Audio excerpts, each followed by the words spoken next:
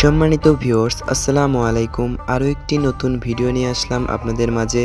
আজকের ভিডিওতে আমরা যাব নবাবগঞ্জ শালবন জাতীয় উদ্যানে। তো কোথা থেকে যাব, কিভাবে যাব, কত টাকা খরচ পড়বে, সকল বিষয় নিয়ে আজকের এই ভিডিও। তো চলুন কথা না বাড়িয়ে শুরু করা যাক। হ্যালো ভিউয়ার্স, আমি এখন রয়েছি বিরামপুর রেলওয়ে স্টেশন থেকে অল্প একটু দূরে বিরামপুর সিএনজি স্ট্যান্ড। এখান থেকে আমরা নবাবগঞ্জ যাওয়ার জন্য সিএনজি পেয়ে যাব। এখান থেকে নবাবগঞ্জ দূরত্ব 10 কিলোমিটার।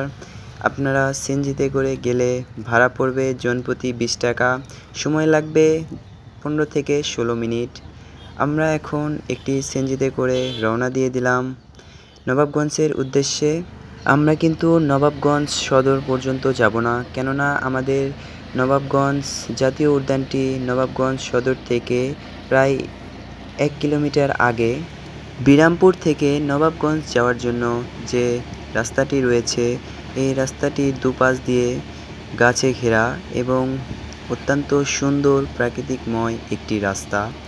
অনেক সুন্দর লাগছিল, ভ্রমণকে আরও সুন্দর করে তুলছিল। অল্প কিছুক্ষণের মধ্যেই আমরা পৌঁছে যাব সুগনখোলা। সেখান থেকে 1 কিলোমিটার উত্তরে গেলেই কিন্তু আমরা নবাবগঞ্জ জাতীয় উদ্যান পেয়ে যাব। আমরা অল্প কিছুক্ষণের মধ্যেই পৌঁছে যাব। আমরা কিন্তু সুগনখোলা পৌঁছানোর পর ওখান থেকে একটি ইজি বাইকে করে নবাবগঞ্জ শালবন জাতীয় উদ্যানের দিকে রওনা দিয়ে দিলাম। প্রায় 10-12 কিলোমিটার পথ পাড়ি দিয়ে আমরা এখন রয়েছি নবাবগঞ্জ জাতীয় উদ্যান। কিন্তু এখানে এসে যা দেখলাম তা দেখার জন্য মোটেই প্রস্তুত ছিলাম না। এখানে অনেক বড় একটি কাঠের ব্রিজ ছিল, যেটা কিন্তু এখন ভেঙে ফেলা হয়েছে। সেই 5ই আগস্ট সরকার পতনের পর এটি ভেঙে ফেলা হয়েছে। এখন প্রায় কিছুই নেই বলা যায়, শুধু একটি মাঠ দেখতে পাচ্ছেন, তাছাড়া আর কিছুই নেই। এখান থেকে ওই পাশ বন দেখা যাচ্ছে, ওই পাশ পর্যন্ত একটি কাঠের ব্রিজ ছিল যা ভেঙে ফেলা হয়েছে। তো আমরা এখন আজকে আপনাদের শালবনটি ঘুরে দেখাই। নবাবগঞ্জ উপজেলা সদর থেকে প্রায় 1 কিলোমিটার দূরে উত্তর পশ্চিমে এই জাতীয় উদ্যানের অবস্থান।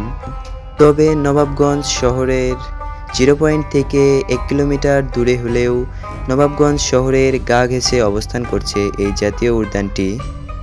এই জাতীয় উদ্যানটি মূলত 1278 একর জমির ওপর গড়ে ওঠা পুরোটা একটি শালবন।